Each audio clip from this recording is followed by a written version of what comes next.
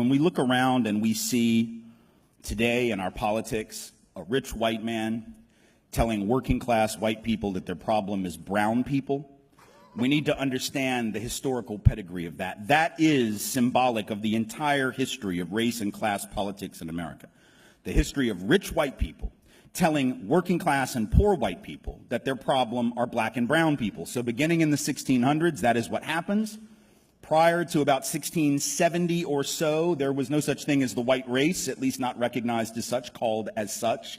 That is not what people of European descent were when they were in Europe. They were English, they were Irish, they were Scottish, they were whatever they were. They were not white. Only in the colonies do we become white, and for a very specific reason, because in those early years of the colonial period, where you had white indentured servants, one level above enslaved themselves, and you had African-descended folks, some of them enslaved for life, others indentured servants also in the earliest years of the colonies. Those people would often see their interests as being common. They all realized that they were being screwed over by the same landowners, the same elite. They fomented various rebellions like Bacon's Rebellion in Virginia, others as well. And as a result, the elite in the colonies realized that they had to figure out a way to get the other folks from Europe on their team. So they created this mentality that said, you're now a member of the white race. You're on our team. You're wearing our uniform. Now, you're at the end of the bench. You may not get in the game, but you're on our team, you see. So then they start putting white folks, now called, on the slave patrols, right?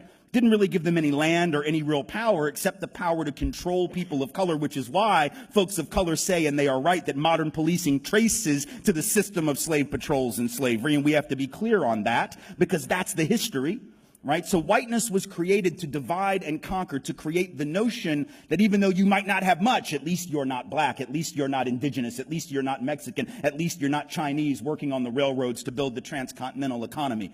You may not have much, but at least you have, as W.E.B. Du Bois said, the psychological wage of whiteness.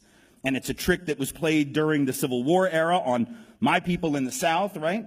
Rich folk, landowners in the South telling poor white folks who didn't own anything that they got to go out and fight to preserve the rich man's property in human beings. Fascinating. Why would you do that? Why would I go fight for your property? Well, because you told me that if I don't, these slaves are going to take my job. No, fool, they got your job. That's the point. If you got to charge $1 a day and you can make them work for free because you own them, guess who got the gig, Jack? Not you. So in fact, the system of enslavement was in the long run against the class interest of working class white folks, but they got suckered. Same thing happened in the union movement. You had white labor union folks who didn't want black and brown bodies in their union because it would reduce the professionalism of the craft. No, fool, it'll double the size of your union.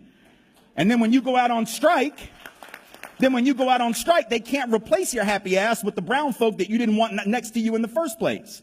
Because when they do replace you with them, then you will blame them, not the elite. See how that works? It's a trick. And it has worked for hundreds of years. It is working on some folk right now. And it is our job to resist that with every fiber of our being.